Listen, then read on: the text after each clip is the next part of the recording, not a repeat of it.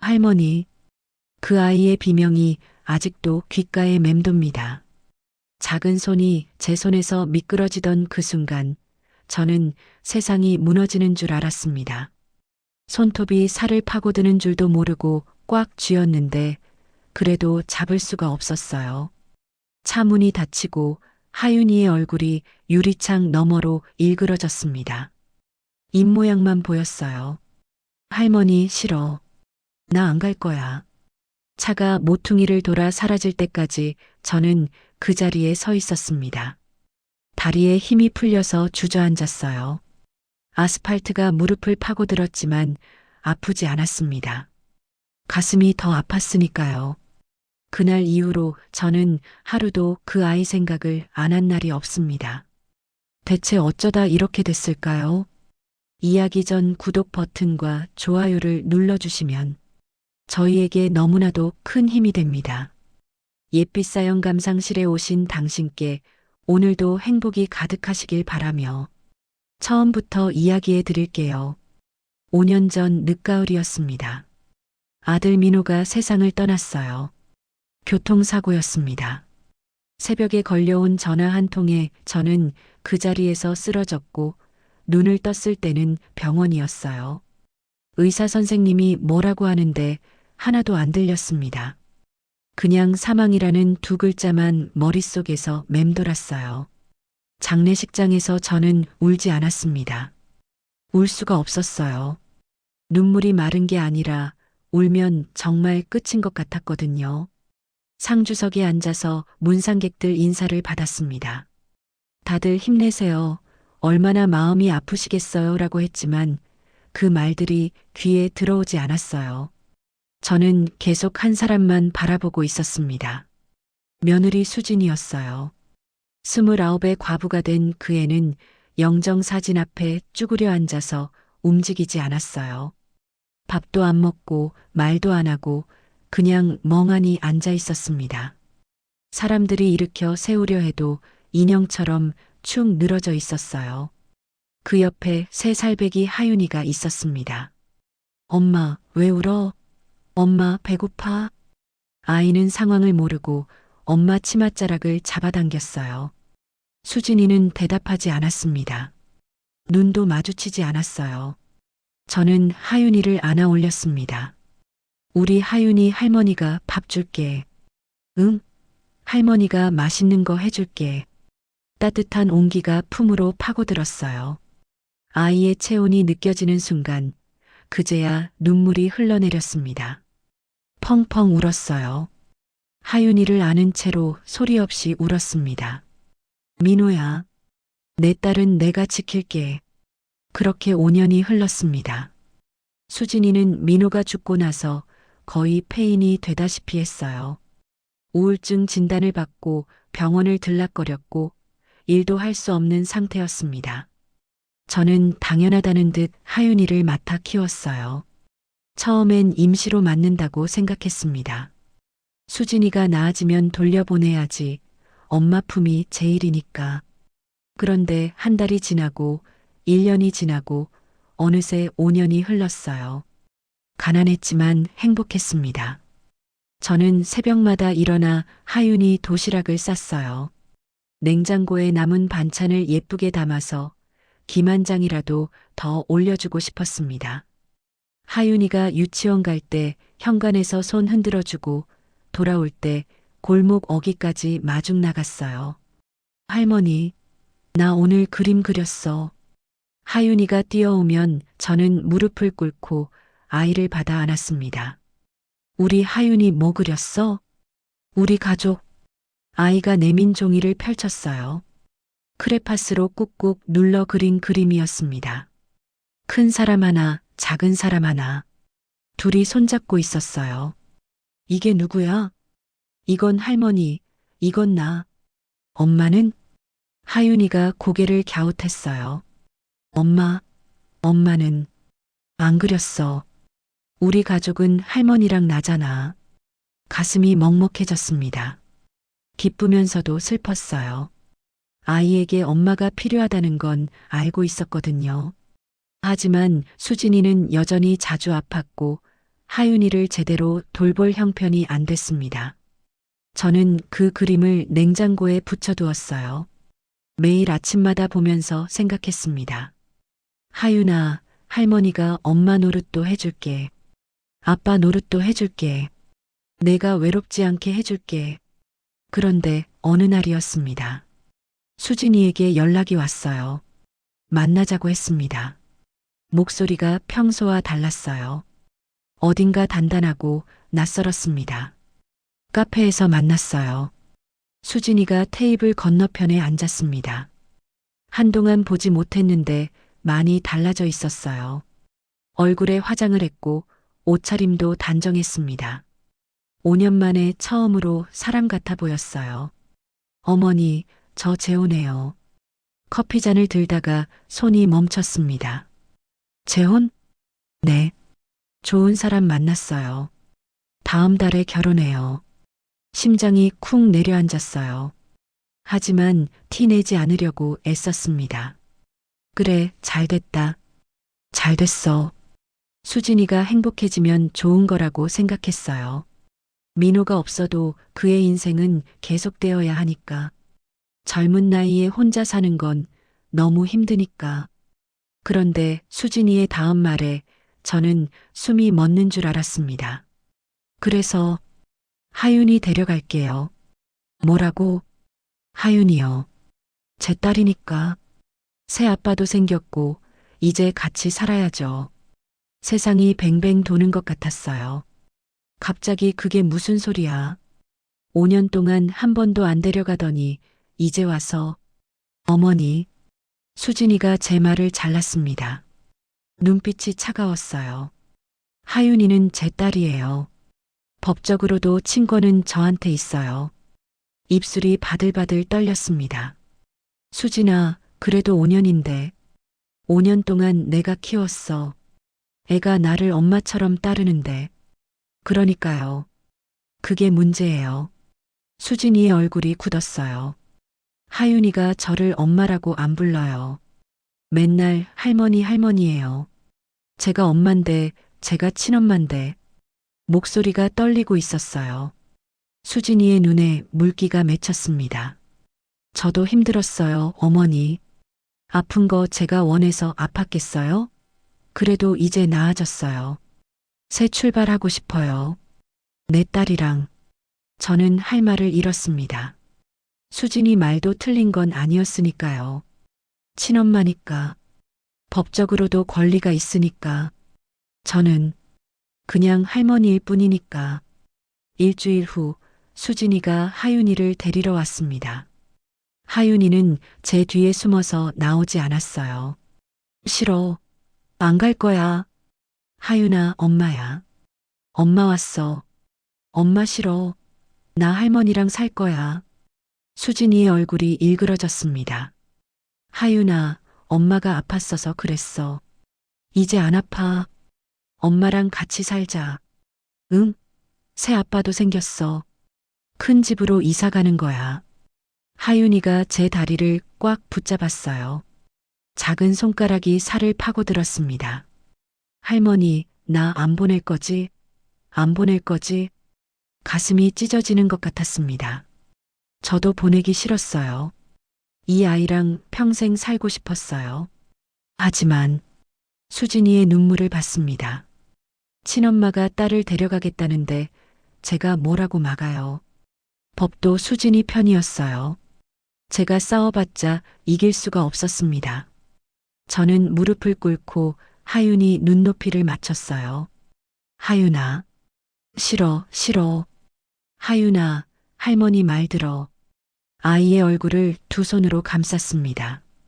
눈물이 볼을 타고 흘러내리고 있었어요. 엄마랑 가야 해. 왜 가야 해? 엄마가 하윤이 보고 싶대. 엄마도 하윤이 사랑해. 거짓말이었어요.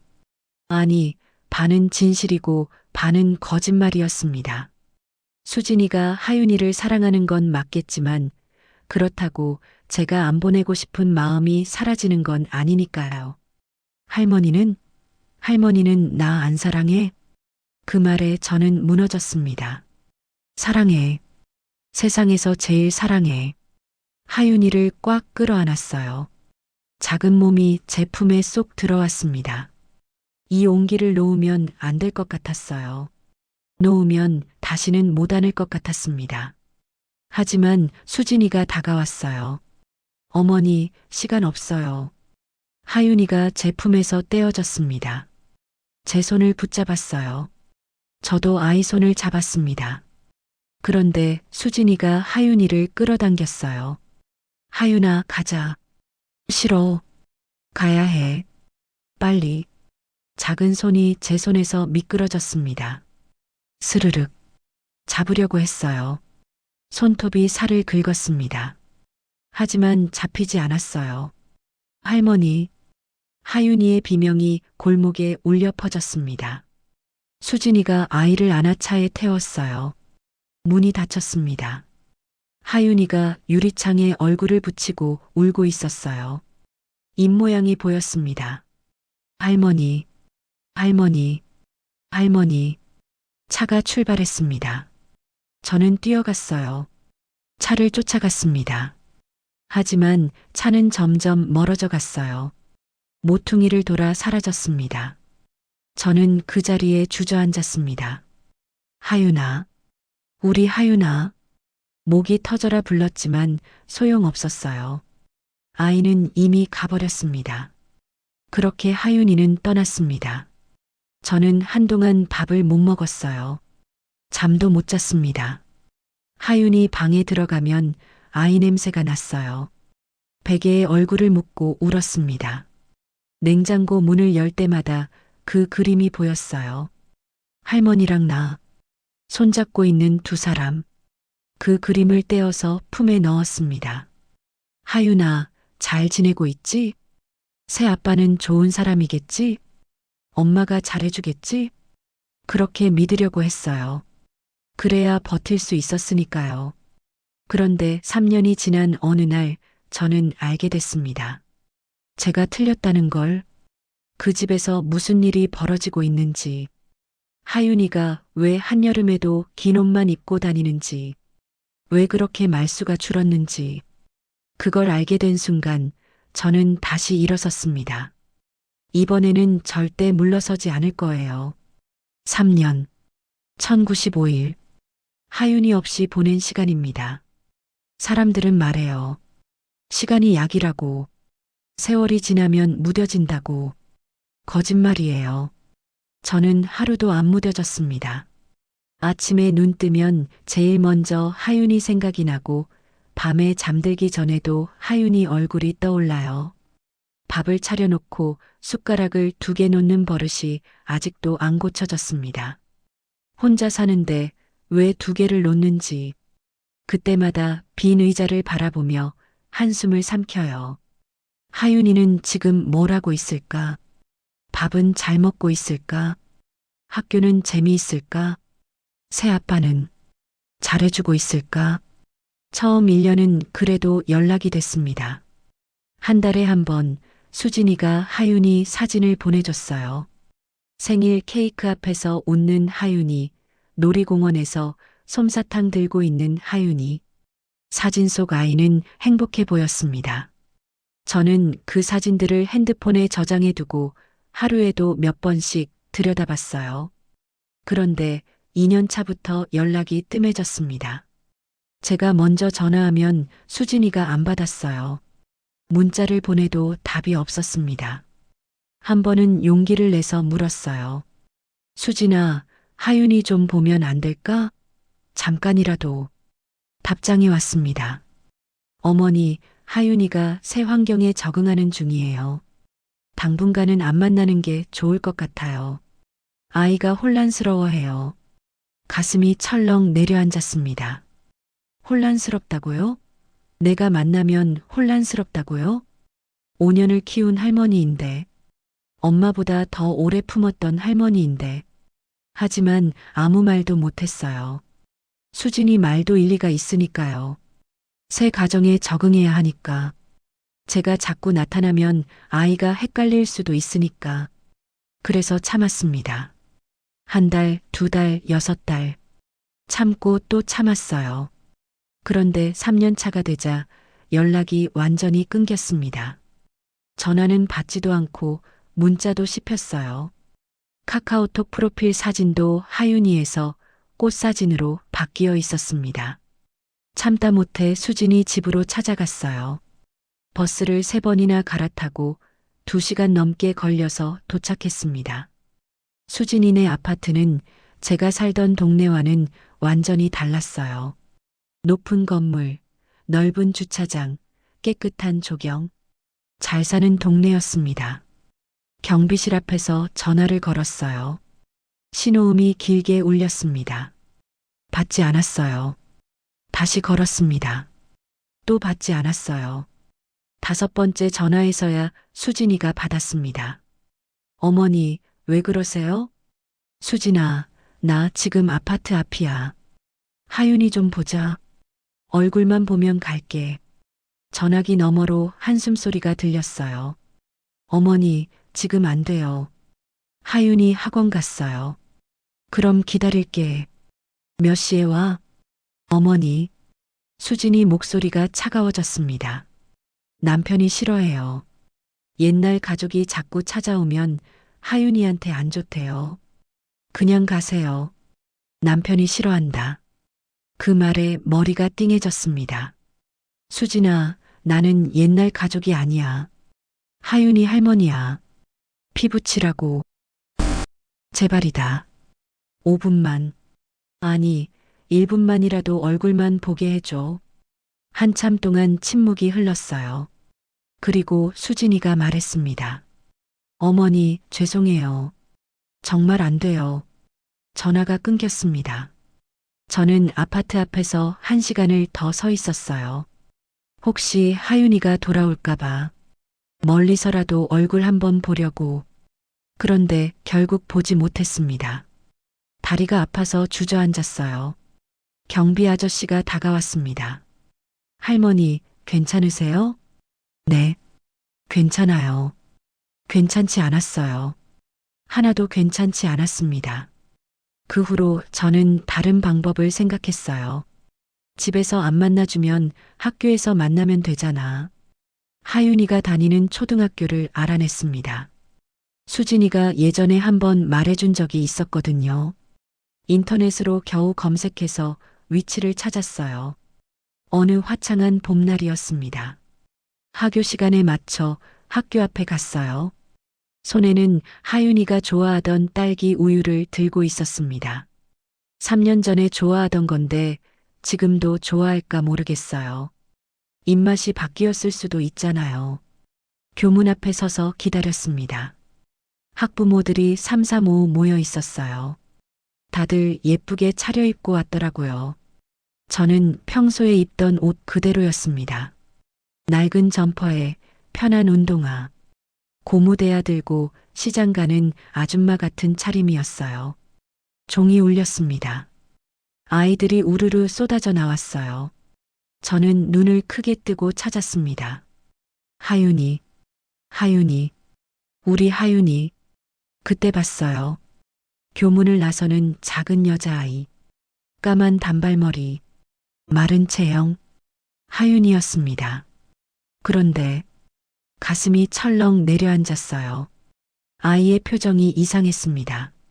예전에 하윤이는 늘 웃고 있었어요. 제잘제잘 떠들고 뛰어다니고. 그런데 지금 하윤이는 고개를 숙이고 터벅터벅 걸어오고 있었습니다. 눈빛이 어두웠어요. 그리고 또 하나. 한여름 같은 봄날이었는데 하윤이는 긴 소매 옷을 입고 있었습니다. 왜? 더울 텐데 왜 긴 옷을 입혔지? 의문이 들었지만 그보다 반가움이 먼저였어요. 하윤아. 저도 모르게 소리쳤습니다. 하윤이가 고개를 들었어요. 저를 봤습니다. 그 순간 아이의 눈이 휘둥그레졌어요. 할머니? 하윤아, 할머니야. 저는 뛰어갔습니다. 무릎이 아팠지만 신경 쓸 겨를이 없었어요. 3년 만에 보는 우리 하윤이. 하윤이도 뛰어왔어요. 할머니, 아이가 제 품에 안겼습니다. 작은 몸이 파고들었어요. 예전보다 많이 컸지만 여전히 제 품에 쏙 들어왔습니다. 하윤아, 하윤아. 눈물이 쏟아졌어요. 참을 수가 없었습니다. 아이를 꽉 끌어안았어요. 보고 싶었어? 할머니, 얼마나 보고 싶었는지 알아? 나도 보고 싶었어, 할머니. 하윤이 목소리도 떨리고 있었어요. 할머니, 왜 안 왔어? 왜 한 번도 안 왔어? 가슴이 찢어지는 것 같았습니다. 할머니가 가고 싶어도 못 갔어. 미안해, 우리 하윤이. 그때 하윤이의 소매가 올라갔어요. 제가 안으면서 소매가 밀려 올라간 거였습니다. 그리고 저는 봤습니다. 아이의 팔목에 있는 것을 길쭉한 자국이었어요. 손가락으로 꽉 쥔 것 같은 자국. 숨이 멎는 줄 알았습니다. 저건 뭐야? 저게 뭐야? 하윤아, 이 팔. 말을 꺼내려는 순간이었어요. 뭐 하는 거야? 차가운 목소리가 등 뒤에서 들렸습니다. 돌아봤어요. 남자가 서 있었습니다. 40대 중반쯤 돼 보이는 건장한 체격의 남자. 얼굴은 반듯했지만 눈빛이 싸늘했어요. 수진이 새 남편, 조기태였습니다. 기태가 다가왔어요. 하윤이가 움찔하며 제 뒤로 숨었습니다. 당신 누구야? 저는 하윤이 할머니예요. 할머니? 기태가 코웃음을 쳤어요. 아, 전 시어머니? 수진이가 말하더라. 자꾸 연락하고 귀찮게 한다고. 귀찮게 한다. 그 말에 머리끝까지 화가 치밀었습니다. 하지만 참았어요. 여기서 싸우면 안 됐으니까요. 죄송해요. 그냥 하윤이가 보고 싶어서, 보고 싶으면 연락을 하든가. 왜 학교까지 찾아와서 난리야? 기태의 목소리가 높아졌어요. 주변 학부모들이 쳐다보기 시작했습니다. 연락해도 안 받으시잖아요. 안 받는 데는 이유가 있는 거 아니야? 기태가 한 발짝 다가왔어요. 저는 본능적으로 뒷걸음질 쳤습니다. 경고하는데 앞으로 이러면 경찰에 신고할 거야. 네. 스토킹으로. 요즘 법 바뀐 거 몰라? 심장이 쿵 내려앉았어요. 스토킹이라뇨? 저는 그냥 손녀, 법적으로 당신은 남이야. 이혼하면 끝이야. 알아? 주변이 조용해졌어요. 학부모들이 다 쳐다보고 있었습니다. 수군거리는 소리가 들렸어요. 저 할머니 뭐야? 스토킹이래. 세상에 무서워라. 얼굴이 화끈거렸습니다. 수치스러웠어요. 아무 말도 할 수 없었습니다. 기태가 하윤이 손을 잡아 끌었어요. 가자, 하윤아. 싫어. 하윤이가 제 옷자락을 붙잡았어요. 할머니랑 있을 거야. 이것이 기태의 눈이 가늘어졌어요. 뭔가 무서운 기운이 느껴졌습니다. 하윤이가 움츠러들었어요. 하윤아. 저는 아이 앞에 무릎을 꿇었습니다. 할머니 괜찮아. 가봐. 응? 다음에 또 만나자. 거짓말이었어요. 다음에 만날 수 있을지 몰랐습니다. 하지만 아이 앞에서 더 소란 피우고 싶지 않았어요. 하윤이의 눈에 눈물이 고였어요. 할머니, 가봐. 엄마 아빠 말 잘 들어. 응? 기태가 하윤이를 끌고 갔습니다. 아이가 뒤를 돌아봤어요. 입모양이 보였습니다. 할머니. 그리고 아이가 무심코 소매를 끌어당겼어요. 올라간 소매를 내리려는 것처럼, 습관처럼 저는 그 모습을 멍하니 바라봤습니다. 왜 저러지? 왜 자꾸 소매를 내리지? 뭘 가리려는 거지? 집으로 돌아오는 버스 안에서 저는 계속 생각했습니다. 하윤이 팔목에 있던 자국, 손가락으로 꽉 쥔 것 같은 그 자국, 한여름에도 긴 옷만 입는 아이, 습관처럼 소매를 끌어당기는 아이, 예전에 밟던 아이가 고개 숙이고 다니는 모습, 아무리 생각해도 이상했어요. 그리고 기태를 봤을 때 하윤이가 움츠러들던 모습, 무서워하는 것 같았어요. 친아빠도 아닌 사람을, 새아빠를, 설마, 설마. 저는 고개를 저었습니다. 아니야. 내가 너무 예민한 거야. 그냥 활발한 아이가 학교 적응하느라 조용해진 거겠지. 긴 옷은 유행인가? 요즘 애들 패션 잘 모르니까 그렇게 믿으려고 했어요. 하지만 가슴 한쪽이 계속 불안했습니다. 하윤이 얼굴이 자꾸 떠올랐어요. 저를 봤을 때 그 반가운 눈빛, 기태를 봤을 때 그 두려운 눈빛, 그 두 눈빛이 너무 달랐습니다. 저는 냉장고에 붙어 있는 그림을 바라봤어요. 하윤이가 5살 때 그린 그림. 할머니랑 나. 손잡은 두 사람. 하윤아. 빈집에서 혼자 아이 이름을 불렀습니다. 할머니가 뭘 해야 하는 거니? 대답은 없었어요. 하지만 저는 알고 있었습니다. 이대로 가만히 있으면 안 된다는 걸. 뭔가 잘못됐다는 걸. 저 아이한테 무슨 일이 생긴 건지 반드시 알아내야 한다는 걸. 그날 밤 저는 한숨도 못 잤습니다. 눈을 감으면 하윤이 팔목이 보였어요. 손가락으로 꽉 쥔 것 같은 그 자국. 한여름에 긴 옷을 입고 소매를 끌어당기던 아이. 기태를 보자마자 움츠러들던 그 작은 어깨. 새벽 3시에 일어나 물을 마셨습니다. 손이 떨렸어요. 설마, 설마, 설마. 그 말이 머릿속에서 맴돌았습니다. 저는 평생 남의 일에 나서본 적이 없어요. 시키는 대로 살았고, 참으라면 참았고, 물러서라면 물러섰습니다. 그게 제 인생이었어요.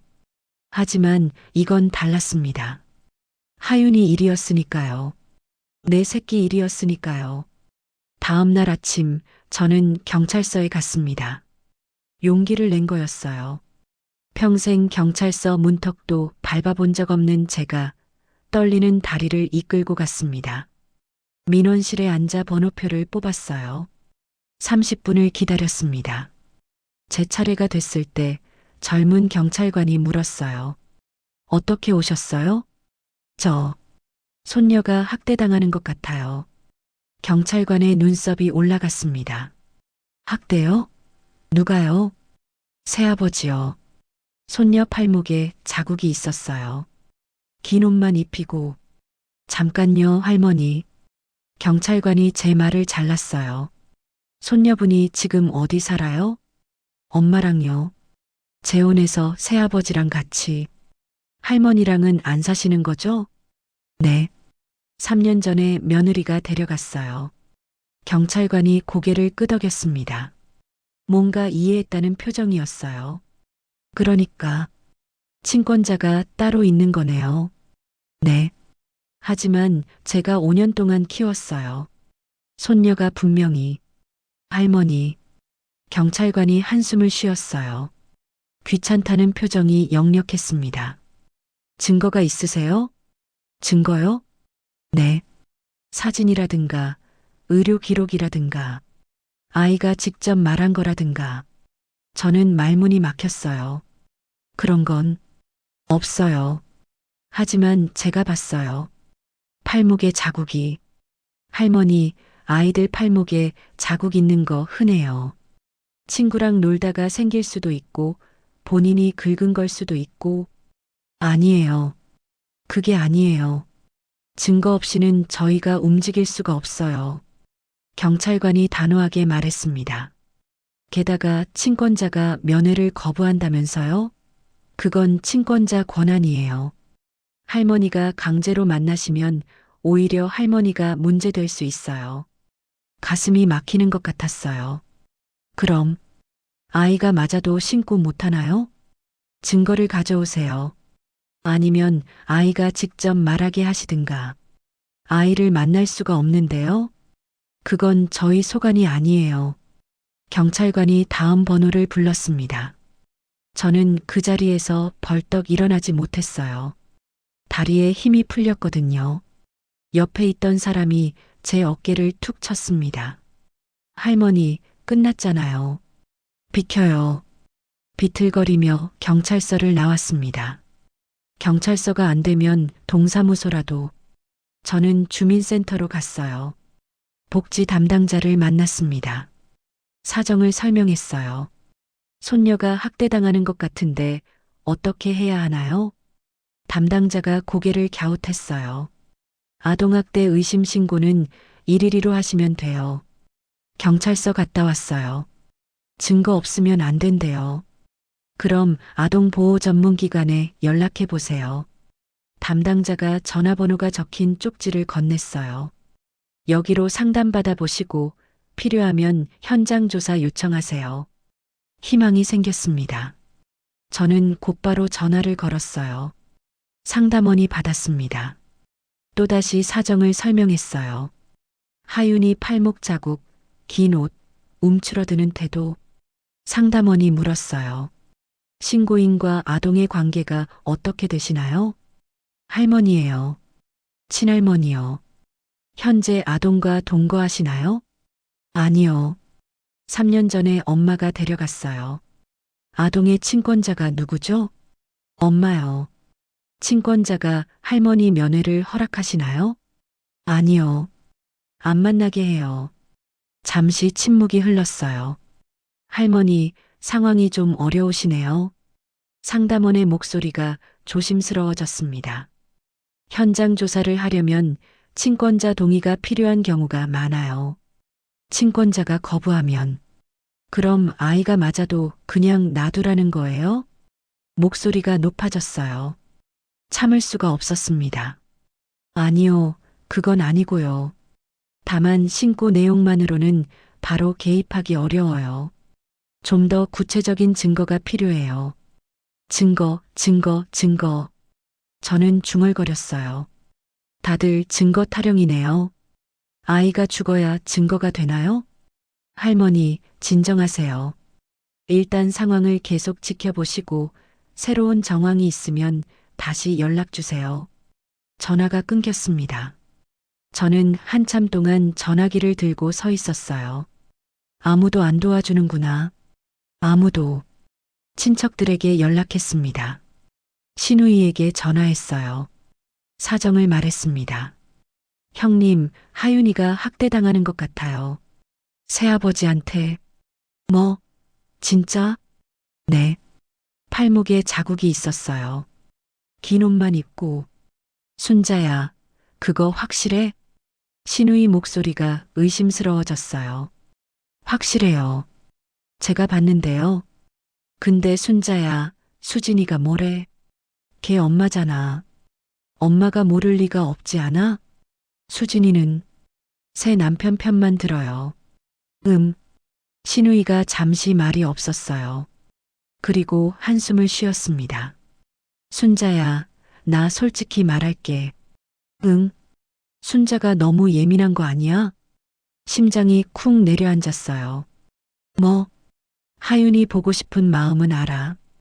근데 3년 동안 못 봤으니까 별거 아닌 것도 크게 보이는 거 아닐까? 별거 아니라니. 팔목에 자국이 있었다고. 아이들 원래 잘 다쳐. 뛰다가 넘어지고 친구랑 싸우고 그런 거 아닐까? 억울했어요. 너무 억울했습니다. 내가 봤어. 그냥 다친 게 아니야. 손가락으로 꽉 쥔 자국이었어. 순자야. 신우이 목소리가 낮아졌어요. 솔직히 말해. 순자가 나서면 더 꼬여. 법적으로 순자는 남이야. 이혼하면 인척 관계 끊기는 거 알지? 수진이가 새 가정 꾸렸으면 그냥 놔둬. 순자가 끼어들면 애만 더 힘들어져. 끼어든다. 제가 끼어드는 거래요. 5년을 키운 제가요. 형님 말은 알겠어. 근데 나는 못 그래. 하윤이가 다치고 있는데 어떻게 가만히 있어. 순자야, 제발 괜히 일 크게 만들지 마. 나중에 후회해. 전화가 끊겼습니다. 다른 친척들 반응도 비슷했어요. 순자야, 내가 나서봤자 뭐가 달라지겠어. 법적 권리가 없잖아. 싸워봤자 지는 싸움이야. 그냥 참아. 세월이 약이야. 참으라고. 세월이 약이라고. 하윤이가 맞고 있는데 세월이 무슨 약이에요. 저는 전화기를 내려놓았습니다. 온 세상이 등을 돌린 기분이었어요. 경찰도, 복지관도, 친척도, 아무도 제 편이 아니었습니다. 혼자였어요. 완전히 혼자. 그날 밤 저는 방구석에 쭈그려 앉았습니다. 불도 안 켜고 어둠 속에 앉아 있었어요. 뭘 해야 할지 모르겠더라고요. 싸우자니 힘이 없고 포기하자니 마음이 안 놓이고 그때 뭔가가 눈에 들어왔어요. 냉장고에 붙어 있던 그림. 어둠 속에서도 그 그림이 보였습니다. 하윤이가 5살 때 그린 우리 가족 그림. 저는 비틀거리며 일어나 냉장고 앞으로 갔어요. 그림을 떼어서 손에 들었습니다. 크레파스로 꾹꾹 눌러 그린 2사람. 큰 사람 하나, 작은 사람 하나. 손잡고 있는 모습. 그림 아래에 삐뚤빼뚤한 글씨가 적혀 있었어요. 할머니랑 나. 눈물이 왈칵 쏟아졌습니다. 저는 그 그림을 가슴에 품고 주저앉았어요. 하윤아. 할머니가 무섭다. 정말 무섭다. 싸워본 적이 없어서 어떻게 해야 할지 모르겠다. 힘도 없고 돈도 없고 백도 없어. 세상이 다 안 된다고 해. 그런데 눈물을 닦았습니다. 그림 속 하윤이가 웃고 있었어요. 해맑게. 그 웃음이 지금은 사라졌잖아요. 고개 숙이고 눈빛 어둡고 소매 끌어당기고 그게 우리 하윤이가 아니잖아요. 저는 이를 악물었습니다. 못 그래. 소리내어 말했어요. 포기 못해. 빈방에 제 목소리가 울렸습니다. 세상이 다 등 돌려도 나는 포기 못해. 그림을 다시 가슴에 품었어요. 하윤아, 할머니가 데려올게. 목소리가 떨렸지만 눈빛은 흔들리지 않았습니다. 어떻게든 데려올게. 약속해. 그날 밤 저는 처음으로 싸우기로 결심했습니다. 68년 인생에서 처음으로. 누가 뭐래도, 법이 안 도와줘도, 친척이 말려도 나는 싸울 거야. 내 새끼 지키려고 싸울 거야. 다음 날 아침 저는 일찍 일어나 세수를 하고 밥을 먹었습니다. 오랜만에 제대로 된 식사였어요. 그리고 다시 하윤이네 아파트 쪽으로 향했습니다. 이번에는 수진이를 만나러 간 게 아니에요. 경비 아저씨를 만나러 갔습니다. 예전에 아파트 앞에서 주저앉았을 때 괜찮으시냐고 물어봐 주신 그분. 혹시 뭔가 알고 계실지도 모르니까요. 그분이 저한테 해준 말. 그 말이 모든 걸 바꿔놓을 줄은 그때는 몰랐습니다. 하윤이네 아파트에 도착한 건 오전 10시쯤이었어요. 경비실 앞에서 서성거렸습니다. 어떻게 말을 꺼내야 할지 몰랐거든요. 그냥 들이대면 이상한 사람 취급받을 것 같았어요. 한참을 망설이다가 경비 아저씨가 먼저 저를 알아봤습니다. 할머니, 저번에 오셨던 분 아니에요? 60대 초반쯤 되어 보이는 분이었어요. 인상이 순해 보였습니다. 아, 네. 저번에 제가 여기서 주저앉았을 때. 맞아요, 맞아. 그때 많이 힘들어 보이셨는데. 괜찮으세요? 목이 메었어요. 모르는 사람인데 걱정해 주시니까. 아저씨, 저 여쭤볼 게 있어요. 네, 말씀하세요. 저는 용기를 냈습니다. 우리 손녀가 이 아파트에 살아요. 301동 1202호. 혹시 그 집에 대해 아시는 거 있으세요? 경비 아저씨의 표정이 미묘하게 변했어요. 뭔가 아는 눈치였습니다. 301동 1202호요? 네. 손녀가 거기 살아요. 8살짜리 여자아이요. 아저씨가 주변을 둘러봤어요. 사람이 없는 걸 확인하고 목소리를 낮췄습니다. 할머니, 그 집 손녀분이세요? 네. 그럼 말씀드려야 할 것 같은데 심장이 쿵쾅거렸어요. 뭔데요? 뭐요? 아저씨가 한숨을 쉬었습니다. 저도 신경 쓰이긴 했어요. 근데 남의 집 일이라 함부로 말하기가. 제발이요. 말씀해 주세요. 그 집에서요. 아저씨가 제 눈을 똑바로 봤어요. 아이 우는 소리가 자주 나요. 숨이 멎는 것 같았습니다. 우는 소리요? 네. 밤에 특히 많이 나요. 막 악소리 지르면서 우는 거 있죠. 그런 소리가 얼마나 자주요? 일주일에 서너 번은 되는 것 같아요. 다리에 힘이 풀렸어요.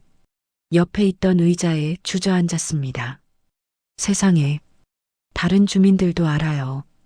근데 다들 그냥 애가 떼쓰는 거겠거니 하고 넘기더라고요. 아저씨가 미안한 표정을 지었어요. 저도 신고해야 하나 고민했는데 확실한 게 아니라서 괜히 나섰다가 욕먹을까봐. 아저씨, 저는 아저씨 손을 잡았어요. 고마워요. 정말 고마워요. 말씀해 주셔서 눈물이 흘러내렸습니다. 서러워서 나는 눈물이 아니었어요. 뭔가 잡힐 것 같아서 나는 눈물이었습니다. 아파트를 나서는데 누군가 제 어깨를 툭 쳤어요. 돌아보니 통통한 체형의 할머니 한 분이 서 계셨습니다. 60대 중반쯤 되어 보였어요. 앞치마를 두르고 장바구니를 들고 계셨습니다. 아까 경비실에서 얘기하는 거 들었어요. 깜짝 놀랐어요. 네. 301동 1202호 얘기. 그 집 손녀분이시라면서요? 경계심이 들었습니다. 혹시 기태 편인 사람인가? 왜요? 나도 그 집 신경 쓰였어요. 할머니가 한 발짝 다가왔어요. 나 바로 옆집이거든. 1201호. 옆집이요? 응. 벽 하나 사이라 소리가 다 들려. 아이 우는 소리, 남자 고함 소리. 심장이 두근거렸어요. 고함 소리요? 응. 막 소리 지르는 거 있잖아. 버릇없이 이러면서 할머니가 인상을 찌푸렸어요. 처음엔 나도 그냥 훈육인가 보다 했지. 근데 너무 자주 그래. 그리고요? 가끔 쿵 하는 소리도 나. 쿵. 그 한 글자에 온몸이 얼어붙었어요. 그게 뭘 치는 소리 같은 거예요? 글쎄, 확실한 건 모르겠어. 근데 좋은 소리는 아닌 것 같더라고. 저는 그 자리에서 펑펑 울었어요. 할머니가 당황해서 제 등을 토닥였습니다. 아이고, 왜 이래요? 왜 이래? 우리 하윤이가 말을 잇지 못했어요. 목이 막혔습니다. 할머니가 저를 근처 분식집으로 데려갔어요. 따뜻한 국물을 한 그릇 시켜주셨습니다. 저는 국물도 못 넘기고 계속 울었어요. 진정해요, 진정해. 할머니가 물티슈를 건네며 말했어요. 울어서 해결되면 나도 울지. 울지 말고 방법을 찾아야지. 그 말에 정신이 번쩍 들었습니다. 방법이요? 방법이 있어요? 있지. 없을 리가 있어? 할머니가 단호하게 말했어요. 나 젊었을 때 사회복지사였어요. 네. 20년 넘게 아동복지 쪽에서 일했어. 은퇴하고 여기 이사 온 거야. 눈이 휘둥그레졌어요. 하늘이 도와준 거였습니다. 그럼 어떻게 해야 하는지 아세요? 알지. 다 알아. 할머니가 가방에서 수첩을 꺼냈어요. 뭔가를 적기 시작했습니다. 일단 증거가 필요해요. 증거요. 경찰서에서도 그러던데. 경찰 말이 맞아. 증거 없으면 아무도 안 움직여. 그러니까 증거를 만들어야지. 어떻게요? 첫째, 아이 몸에 있는 상처 사진. 할머니가 수첩에 사진이라고 적었어요. 근데 저는 아이를 만날 수가 없어요. 그럼 학교에서 찍어. 하교할 때 멀리서라도. 아, 그렇게. 둘째, 목격자 진술. 할머니가 이 목격자라고 적었어요. 경비 아저씨, 그리고 나. 우리가 증인이 될 수 있어. 정말요? 응. 우리가 들은 걸 진술서로 쓰면 돼. 희망이 생기기 시작했어요. 손이 떨렸습니다. 셋째, 아이의 말. 할머니가 3. 아이 진술이라고 적었어요. 제일 중요한 건 아이가 직접 말하는 거야. 근데 이건 어려워. 아이들은 부모 앞에서 말 못하거든. 그럼 어떡해요? 기회를 봐야지. 엄마 아빠 없을 때 아이를 만나서 조심스럽게 물어보는 수밖에. 할머니가 수첩을 찢어서 저한테 건넸어요. 3가지가 적혀 있었습니다. 이거 모으면 신고할 수 있어. 아동보호 전문기관이든 경찰이든. 저는 그 종이를 보물처럼 꽉 쥐었어요. 고마워요. 정말 고마워요. 고마워하긴. 할머니가 제 손을 잡았어요. 나도 그 집 신경 쓰였는데 혼자서 나서기가 겁났어. 근데 당신 보니까 마음이 바뀌더라. 네.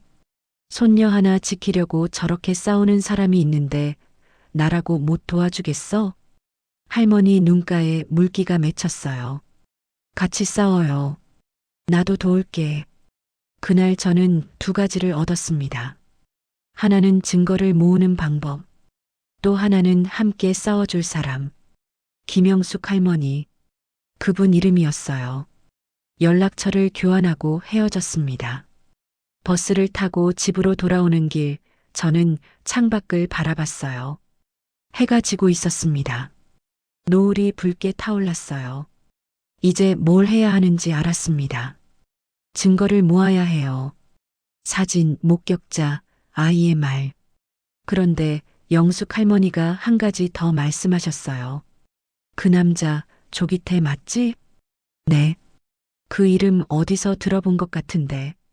영숙 할머니가 고개를 갸웃했었어요. 내가 좀 알아볼게. 혹시 전력이 있는지. 전력? 그 말이 머릿속에 맴돌았습니다. 설마 그 남자가 전에도 이런 짓을 한 적이 있는 걸까? 만약 그렇다면, 만약 증거가 있다면, 저는 주먹을 꽉 쥐었어요. 기다려, 하윤아. 할머니가 반드시 데려올게. 영숙 할머니에게 연락이 온 건 사흘 뒤였습니다. 순자 씨, 나 좀 만나요. 할 얘기 있어.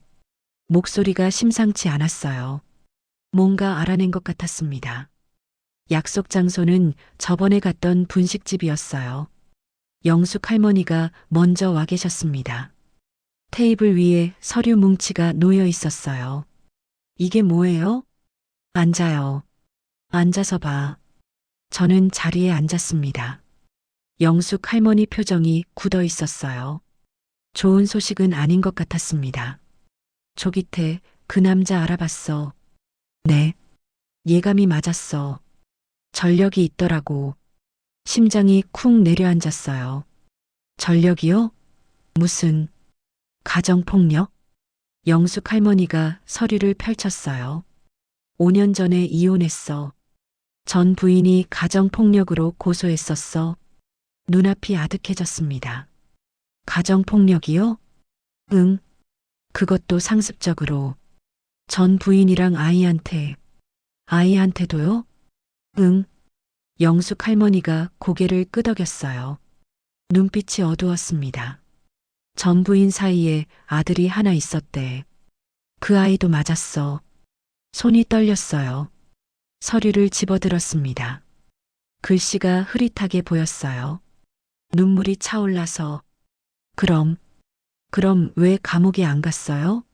왜 멀쩡히 돌아다녀요? 합의했대. 전 부인이 처벌 불원에서 기소유예로 끝났어. 처벌 불원이요? 맞고도 용서했다고요? 용서한 게 아니야.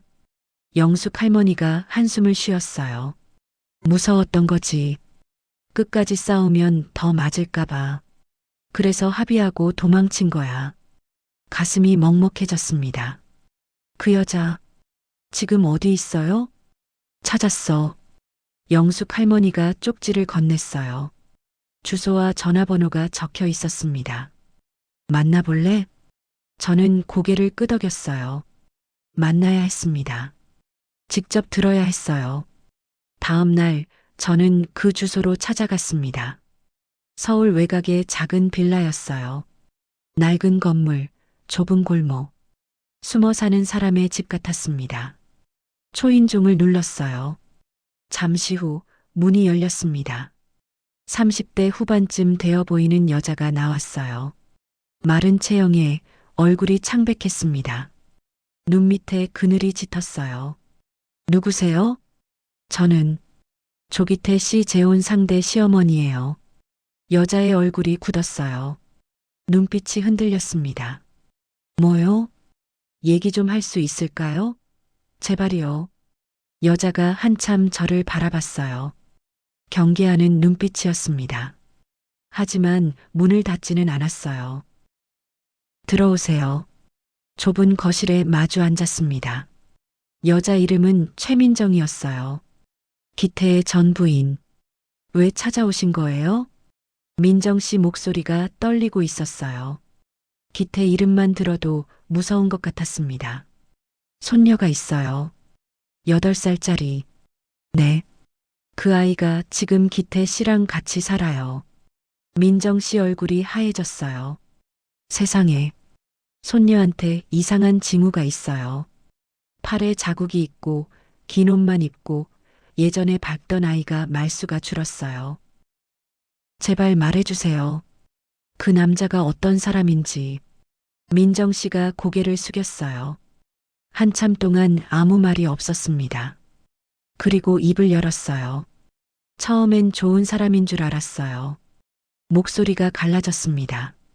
다정하고 자상하고 결혼 전에는 한 번도 손 안 댔어요.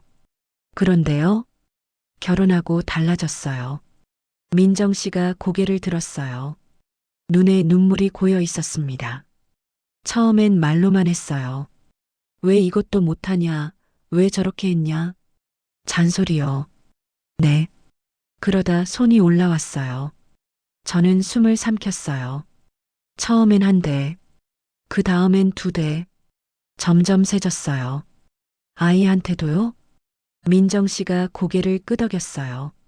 눈물이 볼을 타고 흘러내렸습니다. 우리 아들, 그때 5살이었어요. 밥 흘렸다고 맞았어요. 시끄럽다고 맞았어요. 그냥 기분 나쁘다고 맞았어요. 목이 메었습니다. 말이 안 나왔어요. 신고했어요. 경찰 불렀어요. 근데 민정 씨가 고개를 저었어요. 협박했어요. 신고 취하 안 하면 죽인다고. 아이 앞에서. 세상에. 무서워서 합의했어요. 처벌 안 해도 좋으니까 이혼만 하자고. 민정 씨가 얼굴을 손으로 감쌌어요. 어깨가 들썩였습니다. 도망쳤어요. 아들 데리고 도망쳤어요. 그 뒤로 5년 동안 숨어 살았어요. 저는 민정 씨 손을 잡았어요. 차가웠습니다. 힘드셨겠어요. 할머니.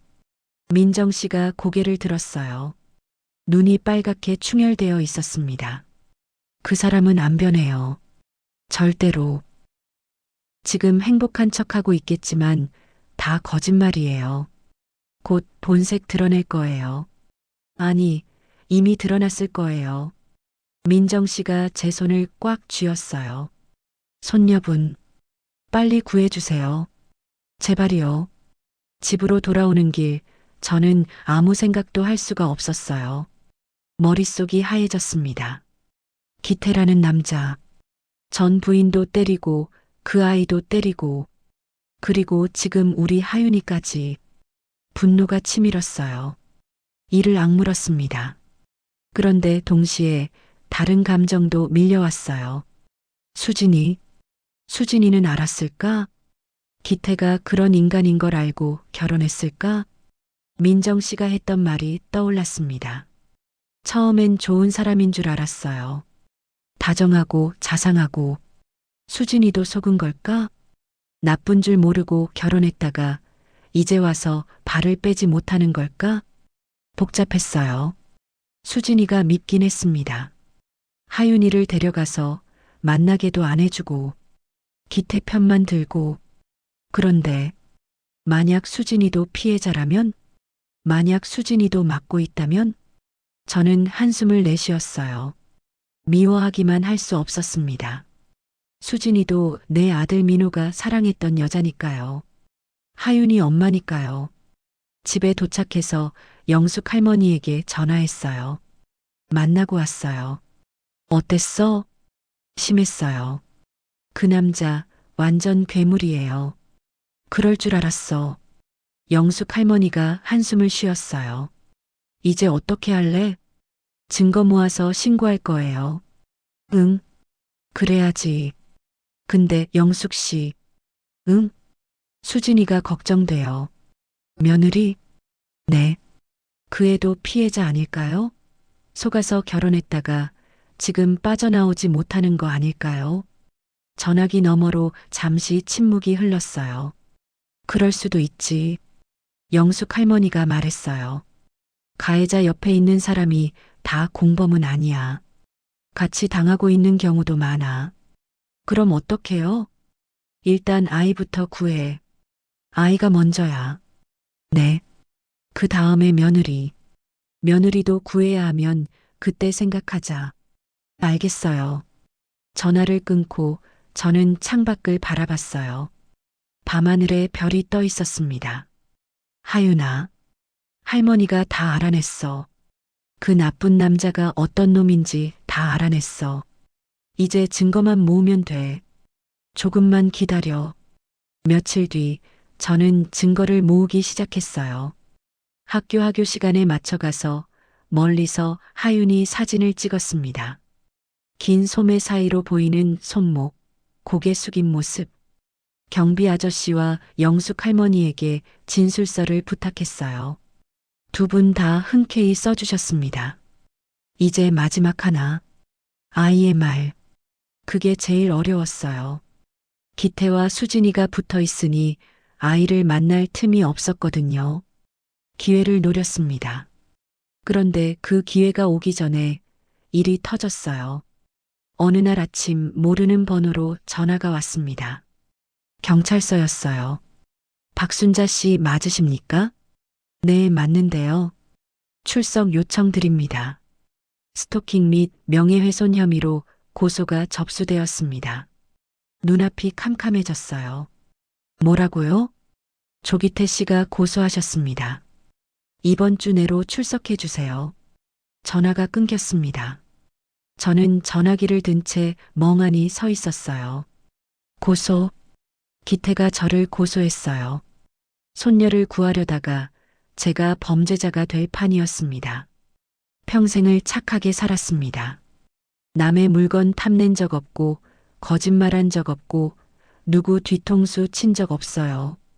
경찰서 문턱도 밟아본 적 없었습니다. 범죄와는 거리가 먼 인생이었어요. 그런데 그날 저는 피의자가 되었습니다. 손녀를 구하려다가 나쁜 놈한테 맞서다가 세상이 이렇게 뒤집힐 수도 있구나.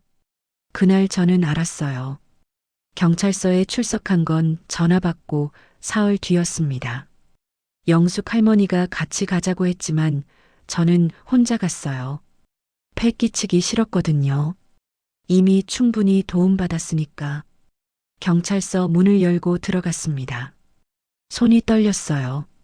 접수대에서 이름을 말하니까 젊은 경찰관이 안내해줬습니다. 이쪽으로 오세요. 조사실입니다. 조사실. TV에서만 보던 곳이었어요. 작은 방에 책상 하나, 의자 둘. 한쪽 벽에 거울이 달려 있었습니다. 뒤에서 누가 보고 있는 건지도 모른다고 하더라고요. 의자에 앉았습니다. 잠시 후 형사가 들어왔어요. 40대 중반쯤 되어 보이는 남자였습니다. 서류 뭉치를 들고 제 앞에 앉았어요. 박순자 씨 맞으시죠? 네. 조기태 씨가 고소하셨습니다. 스토킹과 명예훼손 혐의예요. 가슴이 쿵 내려앉았어요. 알고는 있었지만 직접 들으니까 다르더라고요. 저는 스토킹 안 했어요. 그건 조사해 봐야죠. 형사가 서류를 펼쳤어요. 고소인 진술에 따르면 박순자 씨가 학교 앞에서 아이를 기다리고 아파트 경비원에게 집안 사정을 캐묻고 주변에 학대한다는 헛소문을 퍼뜨렸다고 합니다. 헛소문이 아니에요. 진짜 학대하고 있어요. 증거 있으세요? 또 증거였습니다. 정황 증거가 있어요. 아이 팔에 자국이 있고 긴 옷만 입고 경비원이 우는 소리 들었다고. 그건 증거가 아니에요. 형사가 고개를 저었어요. 직접적인 학대 증거가 없잖아요. 사진도 없고 의료 기록도 없고 제가 아이를 만날 수가 없으니까요. 친권자가 안 만나게 하잖아요. 그러니까요. 형사가 저를 똑바로 봤어요. 친권자가 면회를 거부하는데 할머니가 학교까지 찾아가신 거잖아요. 그게 문제예요. 억울했어요. 너무 억울했습니다. 손녀가 맡고 있는데 어떻게 가만히 있어요? 저도 방법이 없으니까 그런 거예요. 할머니 심정은 이해해요. 근데 법은 법이에요. 형사가 한숨을 쉬었어요. 친권자가 거부하면 접근하시면 안 돼요. 그게 스토킹 방지법에 걸릴 수 있어요. 스토킹이요? 제가 손녀한테 스토킹을 했다고요? 목소리가 높아졌어요. 참을 수가 없었습니다. 저는 그냥 손녀가 보고 싶었던 거예요. 5년을 키운 손녀라고요. 진정하세요, 할머니. 형사가 손을 들어 제지했어요. 일단 진술 받아야 하니까 차근차근 말씀해 주세요. 조사는 2시간 넘게 이어졌습니다. 언제 학교에 갔는지, 몇 번 갔는지, 경비원한테 뭘 물었는지 하나하나 대답했어요. 숨길 게 없었으니까요. 그런데 형사가 서류 하나를 꺼냈어요. 이거 보세요. 사진이었습니다. CCTV 화면을 캡처한 것 같았어요. 학교 앞에 서 있는 제 모습이었습니다. 3월 15일, 3월 22일, 3월 29일, 4월 5일. 형사가 날짜를 읊었어요. 한 달 동안 4번 오셨네요. 그게 손녀 보려고. 고소인은 이걸 집요한 추적이라고 주장하고 있어요. 집요한 추적. 손녀 얼굴 보려고 간 게 집요한 추적이래요. 그리고 이것도 있어요. 형사가 또 다른 서류를 꺼냈어요. 녹음 파일 기록이었습니다. 학교 앞에서 아이를 붙잡고 대화한 거 고소인이 녹음했대요. 그날이 떠올랐어요. 3년 만에 하윤이를 만난 날. 기태가 나타나서 협박하던 그날. 녹음했어요? 네. 할머니가 안 돼, 하윤아 하면서 아이를 붙잡는 소리가 다 녹음돼 있어요. 눈앞이 캄캄해졌습니다. 그 순간을 녹음하고 있었다고요? 처음부터 노린 거였어요. 저를 걸려들게 하려고. 조사가 끝날 무렵 형사가 말했어요. 참고인 진술도 있어요. 참고인이요? 이수진 씨요. 아이 친모. 심장이 멈추는 것 같았어요. 수진이가 뭐라고 했는데요? 형사가 서류를 읽었어요. 시어머니가 이혼 후에도 계속 연락하고 집착해서 힘들다. 새 가정에 적응하려는데 방해한다. 아이도 혼란스러워한다. 피가 거꾸로 솟는 것 같았습니다. 그게 수진이가 한 말이에요? 네. 본인이 직접 진술했어요. 수진이가 기태 편을 들었어요. 저를 범죄자로 만드는데 동참한 거였습니다. 거짓말이에요. 네. 수진이는 협박받은 거예요. 저 남자한테. 그건 할머니 추측이잖아요. 형사가 고개를 저었어요. 증거 없이 그런 말씀하시면 그것도 명예훼손이에요. 증거. 모든 게 증거였어요. 제가 가진 건 의심과 정황뿐이고 기태가 가진 건 CCTV와 녹음과 참고인 진술. 누가 봐도 제가 지는 싸움이었습니다. 오늘은 여기까지 하죠. 추가 조사가 필요하면 다시 연락드릴게요. 형사가 일어섰어요. 그리고 할머니, 네. 당분간 그 집 근처에 가지 마세요. 학교도요. 네. 접근금지 가처분 신청이 들어왔어요. 법원에서 결정 나면 100m 이내 접근 금지예요. 접근 금지. 하윤이 100m 안에도 못 간다고요. 그러면 손녀를 아예 못 만나요? 법적으로는요. 형사가 문을 열며 말했어요. 조심하세요, 할머니. 더 꼬이시면 진짜 처벌받으실 수도 있어요. 경찰서를 나왔습니다. 다리에 힘이 풀려서 바로 걸을 수가 없었어요. 입구 계단에 주저앉았습니다. 하늘이 빙빙 도는 것 같았어요. 손녀를 구하려다가 범죄자가 됐어요. 가해자는 멀쩡하고 저만 조사받고 수진이마저 적이 됐어요. 이제 하윤이 근처에도 못 가요. 어떻게 해? 어떻게 하면 돼? 눈물이 흘러내렸습니다. 참을 수가 없었어요. 사람들이 지나가면서 쳐다봤지만 신경 쓸 여유가 없었습니다. 그때 전화가 울렸어요. 영숙 할머니였습니다. 순자 씨, 어떻게 됐어? 순자 씨? 영숙 씨. 목소리가 갈라져 나왔어요. 나 어떡해? 나 이제 어떡해? 왜? 무슨 일이야? 접근 금지래요. 하윤이 근처에 못 간대요. 전화기 너머로 영숙 할머니 한숨 소리가 들렸어요. 그 나쁜 놈이. 수진이도 걔 편 들었어요. 시어머니가 집착한다고. 나 이제 어떡해요. 손녀도 못 만나고 범죄자 되고 울음이 터져 나왔어요. 5년을 키웠는데 내 새끼 같은데 왜 내가 범죄자예요? 영숙 할머니가 한참 아무 말 없었어요. 그리고 낮은 목소리로 말했어요. 순자 씨, 네. 포기하면 안 돼. 하지만 아직 안 끝났어. 영숙 할머니 목소리가 단호해졌어요. 그놈이 이기게 놔두면 안 돼. 하윤이가 계속 당해. 근데 어떡해요. 접근도 못 하는데. 방법을 찾아야지. 무슨 방법이요? 일단 만나요. 이렇게 전화로 할 얘기가 아니야. 영숙 할머니를 만났습니다. 분식집에서요. 이제 단골이 다 됐어요. 영숙 할머니가 말했어요. 순자 씨, 한 가지 물어볼게. 네. 며느리, 진짜 저 남자 편이라고 생각해? 저는 잠시 생각했어요. 경찰서에서 들은 수진이 진술. 시어머니가 집착한다고. 힘들다고. 분명 기태 편을 든 말이었어요. 그런데 모르겠어요. 뭐가? 수진이 눈을 못 봤어요. 진술서만 봤지 직접 만난 게 아니라서. 영숙 할머니가 고개를 끄덕였어요. 그 여자도 맡고 있을 수 있어. 네. 전 부인도 그랬잖아.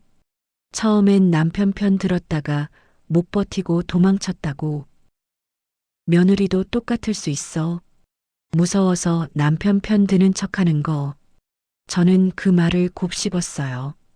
수진이 기태가 무서워서 어쩔 수 없이 따르는 걸까?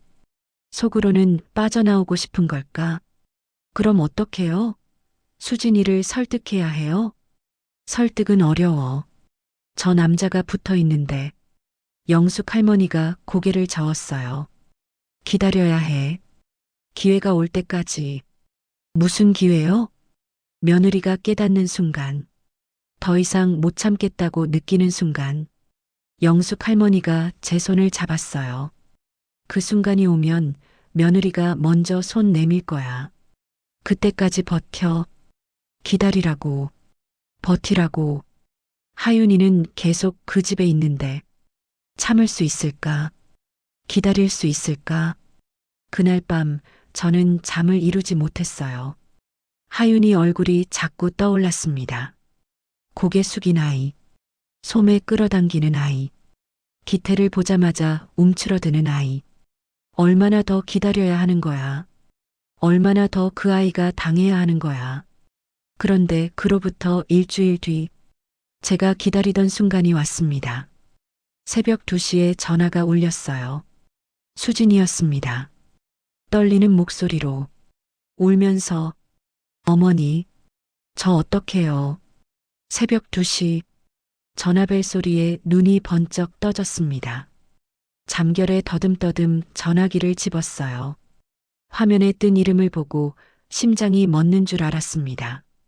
이수진. 수진이었어요. 3년 만에 먼저 전화가 온 거였습니다. 떨리는 손으로 전화를 받았어요. 여보세요? 전화기 너머로 흐느끼는 소리가 들렸습니다. 어머니, 수진이 목소리였어요. 그런데 평소와 달랐습니다. 떨리고 갈라지고 겁에 질려 있었어요. 어머니, 저 어떡해요. 가슴이 철렁 내려앉았습니다. 수진아, 왜 그래? 무슨 일이야? 하윤이가, 하윤이? 하윤이가 왜? 대답 대신 울음소리만 들렸어요. 저는 벌떡 일어났습니다. 수진아, 지금 어디야? 말해. 어디야? 전화기를 붙잡고 옷을 입었어요. 손이 떨려서 단추를 잘못 끼웠습니다. 수진이가 겨우 말을 이었어요. 놀이터요. 아파트 뒤쪽 놀이터. 거기서 뭐해? 집에 안 가고? 못 가요. 못 가. 수진이가 또 울음을 터뜨렸어요. 그 사람이, 그 사람. 기태. 순간 모든 게 이해됐습니다. 지금 갈게. 꼼짝 말고 거기 있어. 전화를 끊고 뛰쳐나갔어요. 새벽 2시. 택시도 없었습니다. 버스도 끊겼어요. 저는 뛰었습니다. 68살 먹은 늙은이가 새벽 거리를 뛰었어요. 무릎이 아팠습니다. 숨이 찼어요. 하지만 멈출 수 없었습니다. 하윤아, 제발. 수진이네 아파트까지 40분이 걸렸어요.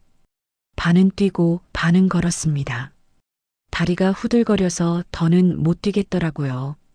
아파트 뒤쪽 놀이터에 도착했을 때 저는 그 자리에 얼어붙었습니다. 가로등 불빛 아래 벤치에 두 사람이 앉아 있었어요. 수진이와 하윤이. 수진이가 하윤이를 꼭 안고 있었습니다. 둘 다 잠옷 차림이었어요. 맨발에 슬리퍼만 신고 있었습니다. 이 추운 새벽에 수진아. 제가 부르자 수진이가 고개를 들었어요. 그 순간 저는 비명을 지를 뻔했습니다. 수진이 얼굴, 왼쪽 눈밑이 퉁퉁 부어 있었어요. 입술이 터져서 피가 말라붙어 있었습니다. 볼에는 손바닥 자국 같은 게 빨갛게 남아 있었어요. 세상에. 수진아. 저는 달려갔습니다. 수진이 앞에 무릎을 꿇었어요. 이게 무슨. 수진이가 저를 보더니 또 울음을 터뜨렸어요. 어머니. 그때 수진이 품에 안겨 있던 하윤이가 고개를 들었습니다. 저는 숨이 멎었어요. 하윤이 얼굴에도 자국이 있었습니다. 이마가 빨갛게 부어 있었어요. 볼에 멍이 들어 있었습니다. 할머니. 하윤이가 저를 보고 눈물을 글썽였어요. 작은 목소리로 불렀습니다. 할머니. 가슴이 찢어지는 것 같았어요. 저는 두 사람을 한꺼번에 끌어안았습니다. 괜찮아. 할머니 왔어. 세 사람이 놀이터 벤치에서 엉켜 울었습니다. 새벽 바람이 차가웠지만 느껴지지 않았어요. 그냥 울었습니다. 한참을 울었어요. 한참 뒤에야 수진이가 입을 열었습니다. 미안해요, 어머니. 수진이 목소리가 갈라졌어요. 제가 잘못했어요. 지금 그런 말 할 때가 아니야. 일단 우리 집으로 가자. 안 돼요. 수진이가 고개를 저었어요. 어머니 집 가면 그 사람이 찾아올 거예요. 그럼 어디로 가? 모르겠어요. 저도 모르겠어요. 수진이가 다시 울었어요. 저는 생각했습니다. 어디로 가야 할까? 이 새벽에 갈 곳이 어디 있을까? 그때 영숙 할머니가 떠올랐어요. 전화를 걸었습니다. 새벽 3시였지만 어쩔 수 없었어요. 영숙 씨, 나야. 미안한데 급해. 순자 씨? 이 시간에 무슨 일이야? 수진이랑 하윤이가 도망 나왔어. 갈 데가 없어. 전화기 너머로 잠시 침묵이 흘렀어요. 우리 집으로 와. 영숙 할머니가 말했어요. 주소 보낼게. 택시 타고 와. 영숙 할머니 집에 도착한 건 새벽 4시가 넘어서였어요. 영숙 할머니가 문 앞에서 기다리고 계셨습니다. 수진이와 하윤이를 보더니 표정이 굳었어요. 이런, 아무 말 않고 안으로 들였습니다. 따뜻한 방에 들어가니 그제야 추웠다는 걸 깨달았어요. 하윤이가 덜덜 떨고 있었습니다. 영숙 할머니가 이불을 덮어주고 따뜻한 물을 가져왔어요. 그리고 구급상자를 꺼냈습니다. 일단 상처부터 봐야지. 영숙 할머니가 수진이 얼굴을 살폈어요. 소독약을 바르고 연고를 발라줬습니다.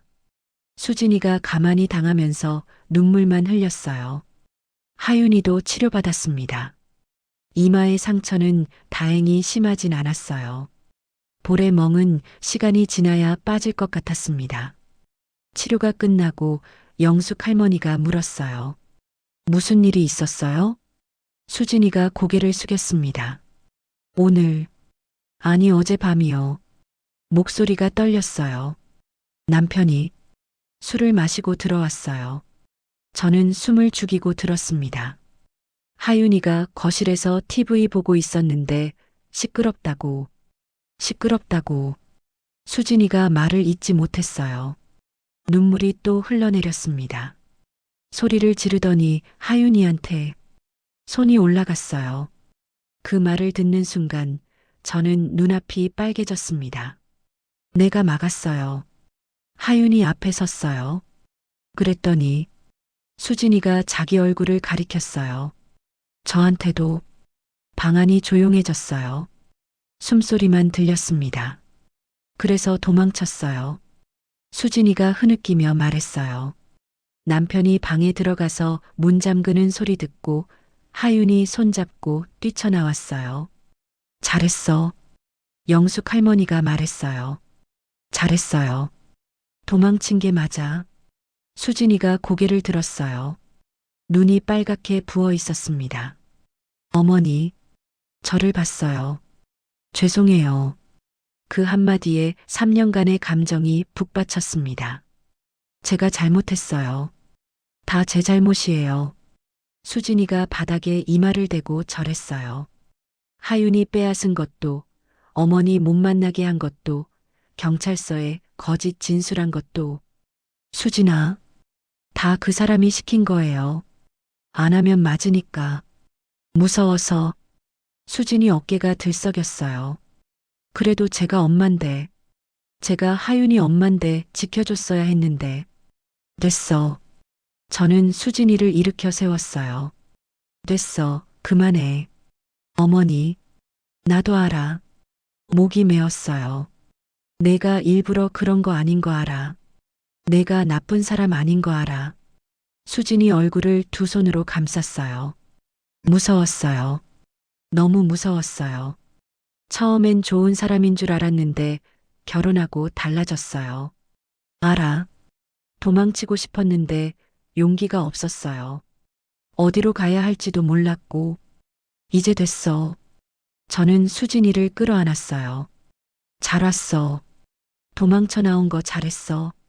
수진이가 제 품에서 펑펑 울었어요. 어린애처럼, 서러움을 다 쏟아내는 것처럼. 저도 울었습니다. 미웠어요. 솔직히 미웠습니다. 3년 동안 원망했어요. 하윤이 빼앗아가고 만나게도 안 해주고 기태 편들어서 저를 범죄자로 만든 거. 그런데 지금 제 품에서 우는 수진이를 보니까 미움보다 안쓰러움이 더 컸어요. 이 애도 피해자였구나. 이 애도 맞고 살았구나. 무서워서 어쩔 수 없었구나. 용서해줘요, 어머니. 제발이요. 수진이가 울면서 말했어요. 저는 수진이 등을 토닥였습니다. 용서고 뭐고 없어. 그냥 살아서 나와줘서 고마워. 어머니, 하윤이 지키려고 맞아줘서 고마워. 그 말에 수진이가 더 크게 울었어요. 그때 작은 손이 제 옷자락을 잡아당겼어요. 돌아보니 하윤이가 서 있었습니다. 이불을 끌어안고 저를 올려다보고 있었어요. 할머니, 하윤아. 저는 하윤이 앞에 무릎을 꿇었어요. 눈높이를 맞췄습니다. 할머니 보고 싶었어. 하윤이 눈에서 눈물이 주르륵 흘러내렸어요. 할머니 많이 보고 싶었어. 맨날 보고 싶었어. 가슴이 찢어지는 것 같았습니다. 할머니도 목이 메어서 말이 안 나왔어요. 할머니도 보고 싶었어. 하루도 안 빠지고 보고 싶었어. 하윤이가 제 품으로 뛰어들었어요. 작은 몸이 파고들었습니다. 3년 만이었어요. 3년 만에 안아보는 우리 하윤이. 많이 컸어요. 5살 때보다 훨씬 커졌어요. 그런데 여전히 제 품에 쏙 들어왔습니다. 할머니, 나 이제 할머니랑 살아도 돼? 하윤이가 물었어요. 응, 살아도 돼. 진짜? 진짜? 안 쫓아내? 그 말에 가슴이 미어졌어요. 절대 안 쫓아내. 할머니가 절대 안 보내. 하윤이가 제 목을 꽉 껴안았어요. 나 할머니 좋아. 할머니가 제일 좋아. 저는 하윤이를 안은 채 펑펑 울었습니다. 3년이었어요. 3년 동안 기다렸어요. 매일 밤 이 아이 생각에 잠 못 들었어요. 그 아이가 지금 제 품에 있었습니다. 살아서 숨쉬고 있었습니다. 고마워. 저는 하윤이 머리를 쓸어내리며 속삭였어요. 할머니한테 다시 와줘서 고마워. 동이틀 무렵 우리는 겨우 진정이 됐어요. 영숙 할머니가 따뜻한 죽을 끓여줬습니다. 다들 아무것도 못 먹었으니까요. 하윤이가 죽을 먹다가 말했어요. 할머니 죽이 제일 맛있어. 저는 웃으면서도 울었어요. 눈물이 멈추질 않았습니다. 수진이가 조심스럽게 말했어요. 어머니, 이제 어떡해요? 뭘? 그 사람이요. 분명히 찾으러 올 거예요. 맞았어요. 기태가 가만히 있을 리 없었습니다. 영숙 할머니가 말했어요. 신고해야지. 신고요? 응. 이번엔 우리가 먼저 해. 가정폭력으로. 영숙 할머니가 수진이를 봤어요. 얼굴 사진 찍어 놓고 병원 가서 진단서 받고 경찰에 신고해요. 이번엔 증거가 있잖아요. 수진이가 고개를 끄덕였어요. 하윤이 것도요? 응. 아이 얼굴 상처도 다 찍어요. 이번엔 절대 빠져나가지 못하게. 저는 수진이 손을 잡았어요. 같이 싸우자. 네. 이번엔 혼자 아니야. 나랑 영숙 씨랑 다 같이 싸우는 거야. 수진이 눈에 눈물이 고였어요. 어머니, 그놈한테 당한 거 다 돌려줘야지. 저는 이를 악물었어요. 이번엔 내가 지켜줄게. 너도 하윤이도. 창밖으로 해가 떠오르고 있었습니다. 긴 밤이 끝나고 새 아침이 밝아오고 있었어요. 이제 시작이었습니다. 진짜 싸움은 지금부터였어요. 그날 아침 우리는 병원으로 갔습니다. 수진이와 하윤이 상처를 진단받아야 했거든요. 의사 선생님이 사진을 찍고 진단서를 써줬어요. 이건 분명한 폭행 흔적입니다. 경찰에 신고하실 거죠? 네. 수진이가 대답했어요. 목소리가 떨렸지만 눈빛은 단단했습니다. 병원을 나와서 곧장 경찰서로 갔어요. 이번에는 제가 피의자가 아니었습니다. 피해자로 간 거였어요. 수진이가 진술했습니다. 3년간 당한 일들. 처음엔 말로만 시작해서 점점 손이 올라온 것. 무서워서 도망 못 친 것. 어젯밤 있었던 일. 하나하나 다 말했어요. 저도 진술했습니다. 경비원 아저씨도, 영숙 할머니도, 그리고 한 사람 더, 최민정 씨, 기태의 전 부인이 증인으로 나서줬어요. 저도 똑같이 당했어요. 5년 전에 민정 씨가 떨리는 목소리로 말했어요. 그때 용기가 없어서 처벌 못 시켰는데 이번엔 다르게 하고 싶어요. 경찰이 고개를 끄덕였어요. 상습 가정폭력이네요. 전력까지 있으니 이번엔 구속수사 가능합니다. 그 말을 듣는 순간 가슴이 뻥 뚫리는 것 같았어요. 드디어 그놈이 벌 받는구나. 일주일 뒤 기태가 체포됐습니다. 집에서 잡혀 나왔대요. 뉴스에는 안 나왔지만 영숙 할머니가 알려줬어요. 구속됐대.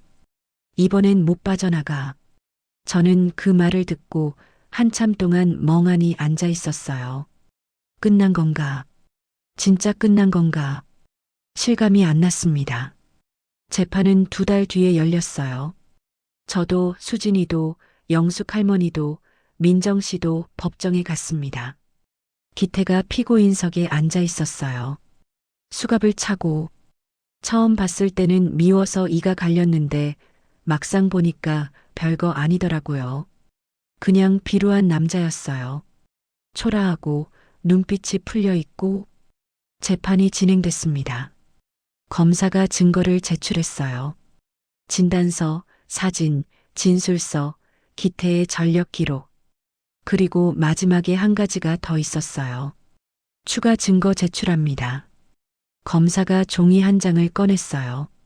그림이었습니다. 크레파스로 그린 그림. 하윤이가 5살 때 그린 우리 가족 그림.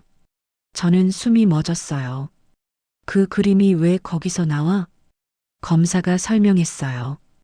피해 아동이 5세 때 그린 그림입니다. 우리 가족이라는 제목인데 그림에는 2사람만 있습니다. 스크린에 그림이 떴어요. 큰 사람 하나, 작은 사람 하나. 손잡고 있는 모습. 그림 아래 삐뚤빼뚤한 글씨. 할머니랑 나. 아동에게 물었습니다. 엄마는 어디 있어? 라고. 검사가 말을 이었어요. 아동은 대답했습니다. 법정이 조용해졌어요. 우리 가족은 할머니랑 나야. 할머니가 진짜 엄마야. 눈물이 왈칵 쏟아졌어요. 참을 수가 없었습니다. 옆에 앉은 수진이도 울고 있었어요. 고개를 숙이고 어깨를 들썩이고 있었습니다. 판사가 기태를 봤어요. 피고인은 할 말 있습니까? 기태가 고개를 숙였어요. 아무 말도 못했습니다. 판사가 판결을 내렸어요. 상습 가정폭력 및 아동학대 혐의로 징역 3년을 선고합니다. 3년. 그 말이 법정에 울려 퍼졌어요. 저는 눈물을 닦으며 생각했습니다. 끝났구나. 이제 정말 끝났구나. 재판이 끝나고 법원을 나왔습니다. 밖에 하윤이가 기다리고 있었어요. 수진이 친정 어머니가 데리고 와 있었습니다. 하윤이가 저를 보더니 뛰어왔어요. 할머니, 저는 하윤이를 꼭 안았어요. 다 끝났어. 이제 무서운 거 없어. 하윤이가 고개를 끄덕였어요. 아저씨 안 와? 응, 안 와. 이제 절대 안 와. 하윤이 얼굴에 미소가 번졌어요. 오랜만에 보는 웃음이었습니다. 그 웃음을 보니까 모든 게 다 보상받는 것 같았어요. 한 달 뒤 수진이와 하윤이가 우리 집으로 이사 왔습니다. 좁은 집이지만 셋이 살기엔 충분했어요. 수진이가 미안해했어요. 어머니, 저희 때문에 불편하시죠? 무슨 소리야? 넓어서 허전했는데 잘 됐지. 저는 웃으며 대답했어요. 사실 넓지 않았습니다. 하지만 허전했던 건 사실이에요. 혼자 살던 집이 갑자기 북적북적해지니까 그게 좋았어요.